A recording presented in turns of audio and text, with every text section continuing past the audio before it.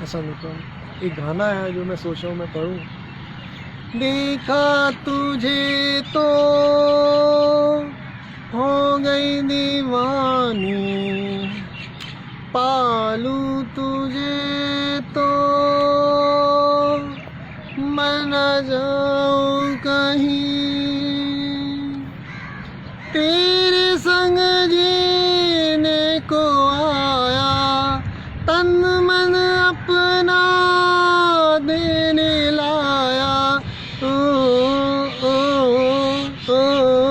دیکھا تجھے تو جینے لگے ہم، پالے تجھے تو نہ ہو میں نے کا غم، خوش نصیبی سے مجھے پیار اتنا مل گیا، آج آنچل ہی میرا مجھ کو کم لگنے لگا،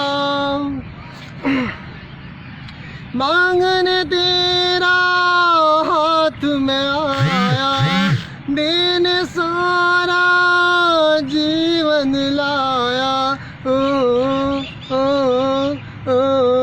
دیکھا تجھے تو ہو جینے لگے ہم، پالے تجھے تو نہ ہو میں نے کام،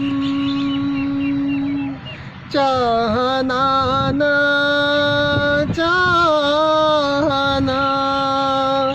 کس کے بس کی بات ہے، دل کا جانا کسی پر قسمتوں کے ہاتھ ہے، کد یہ تو ہو گئی دیوانی۔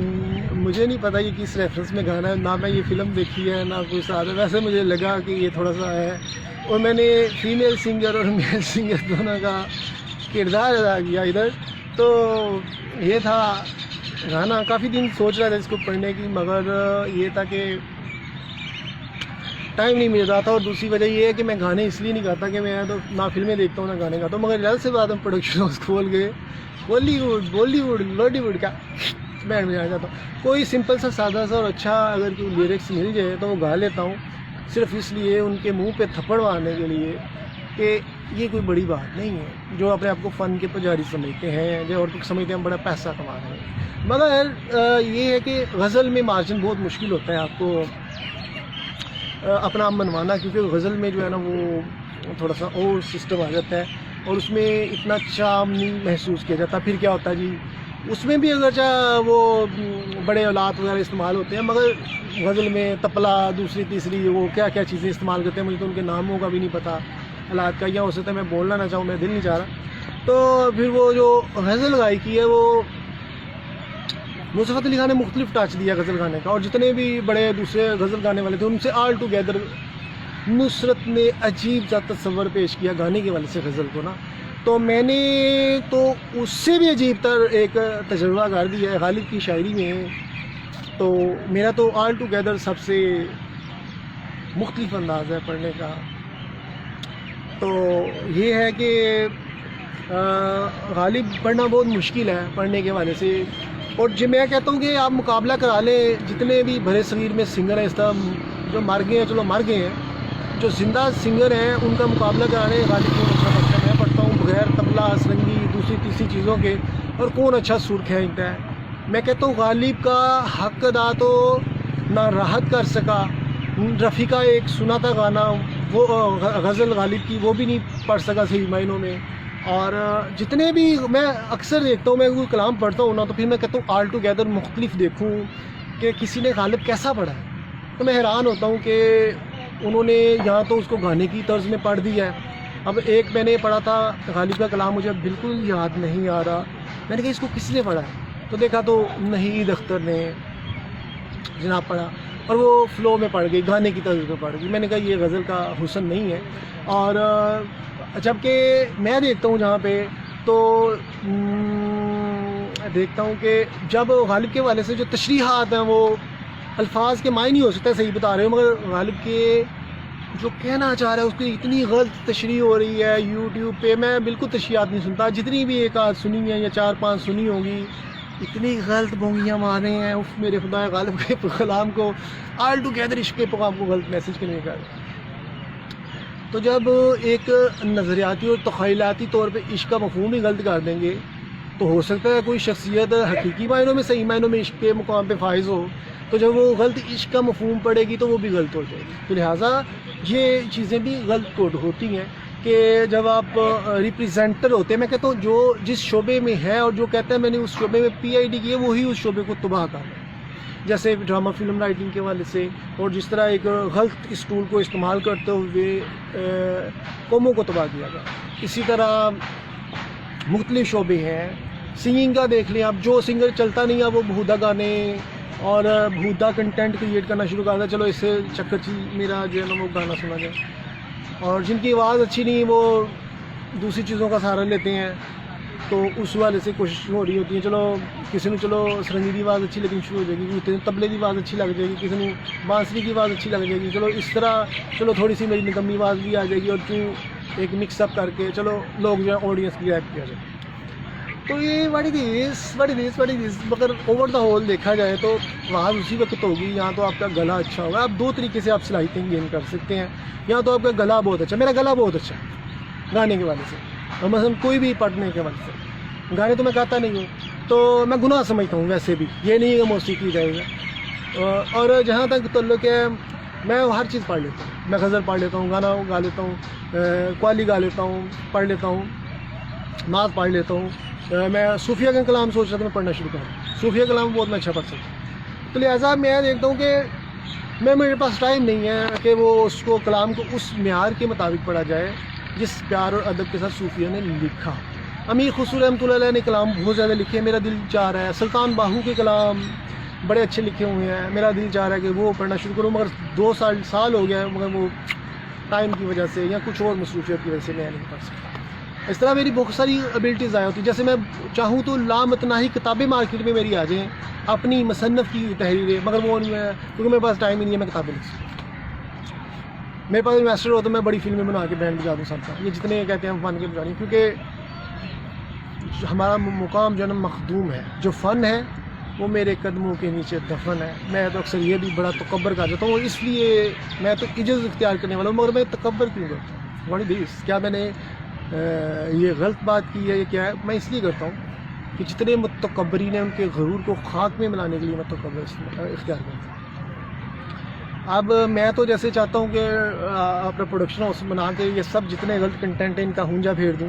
میں کہتا ہوں اس قدر بڑا میں پروڈکشن ہاؤس بناؤں, اور اتنی بڑے میری فلمیں جب ہٹ ہو جائیں گی اور میں بڑا سا پروڈکشن ہاؤس بناؤں گا تو یہ جتنے بھی دنیا کے گائک ہیں اپنے آپ کو بڑا بیچتے ہیں نا, یہ جو تباہ ہو گئے ہیں اب تو ان کو بیچاروں کو کام ہی نہیں مل رہا, بھیک مانگے مجھ سے کہ مفت میں ہمیں گانا آپ کی فلم میں گانے کے لیے مل جائے, تاکہ کل کو وہ فلم تو ہٹ ہونی ہے, تو اس سے ہمارے فیم پھر گین ہوگا اور پھر ہمیں دوسری جگہ پہ پیسوں سے گانے کا موقع مل جائے گا. یہ کوئی کہے گا مجھے پلیز آپ نے پروڈکشن ہاؤس میں کام دے دیں, مفت میں ہی چاہے ایکٹ کروا لیں پلیز, یہ وہ.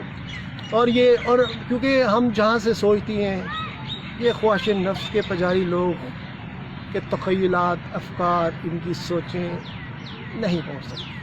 ہم تو دل کی گہرائیوں سے بات کرتے ہیں, اور ہمارا مقام میں کہتا ہوں جو خواہشات نفس والے ہوتے ہیں جو تن پرستی کا شکار ہیں, یعنی ظاہری اسباب کو دیکھ کے سمجھتے ہیں کہ ان کی زندگی بڑی آباد ہے, تو ان پہ حاکمیت کرتے ہیں دل والے, یعنی کہ صوفیہ اعظام نے جیسے تنہائی دنیا فتح کی, تو ہم دل کی سے ہی ہر فیصلہ کرتے ہیں, دل کے چشموں سے جو حکمت و درائی پھوٹتی ہے اس کے مطابق ہم چلتے ہیں. تو ہم نے تو قربانیاں دی نا, اپنی خواہشات نفس کو ہی ترک کر دیا, ظاہری اسباب کو ہی ترک کر دیا.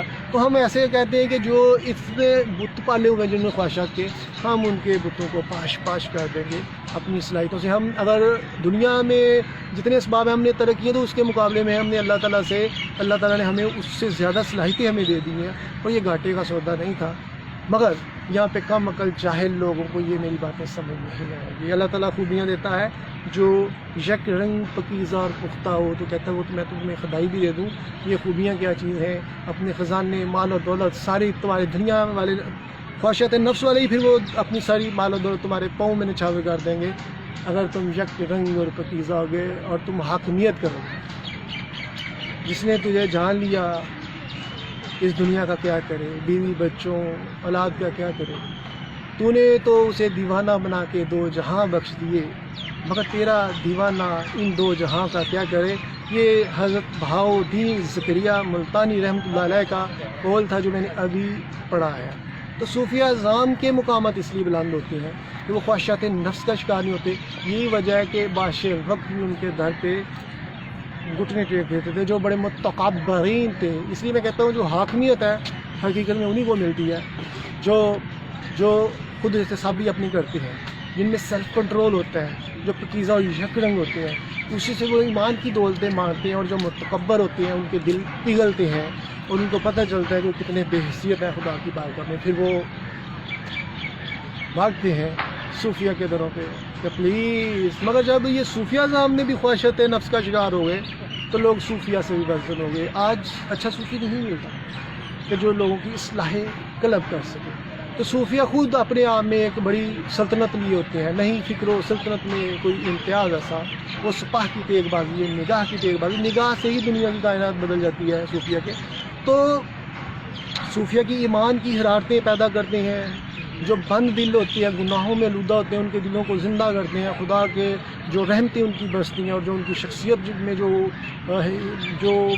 اللہ تعالیٰ کی تجلیات نظر آتی ہے, وہ یہی وجہ ہوتی ہے کہ اللہ کے صوفیہ کے قریب خدا نزدیک آتا ہے, نظر آتا ہے. کیونکہ اللہ تعالیٰ ان سے ہر ظاہری اسباب چھین کے اپنی ذات کے قریب کر کے وہ دنیا کو بنایا جاتا ہے. جتنے بھی ظاہر دین ہے کہ تم نے شیطان کے پیچھے چل کے صبر کرنے کی بجائے تم نے ظاہری اسباب کو اپنا لیا اور شیطان کے پیرو بن کے انسانی تباہ کی. آج میں خالی ہاتھ والوں سے دنیا فتح کراؤں گا, اور کبھی یہ خالی ہاتھ سے پاکستان بن جاتا ہے, اور کبھی بغیر قتل و غارت کے مدینہ فتح ہو جاتا ہے, اور کبھی صوفیہ اعظام دنیا کے جس خطے میں بھی گئے ہیں انہوں نے لوگوں کے قلوب میں اللہ تعالیٰ کی محبت بار دی. انسانیت سے جو ربط ٹوٹ چکے ہوئے تھے اور ان کے دل اور زندگیاں بے چینی کی کیفیت تھی, وہ شیطانیت کو بھگا کے اور حق آ گیا اور باطل بھاگ گیا, اور یوں زندگی کی حقیقی معنی میں حقائق سے پردہ اٹھا دیا. تو جب تک دل کی آزادی شہنشاہی شکم سنوانے میں, فیصلہ تیرے ہاتھوں میں ہے, دل کی آزادی یا شکم. تو اب آپ سے میں اجازت چاہوں گا. خدا حافظ. Bye bye.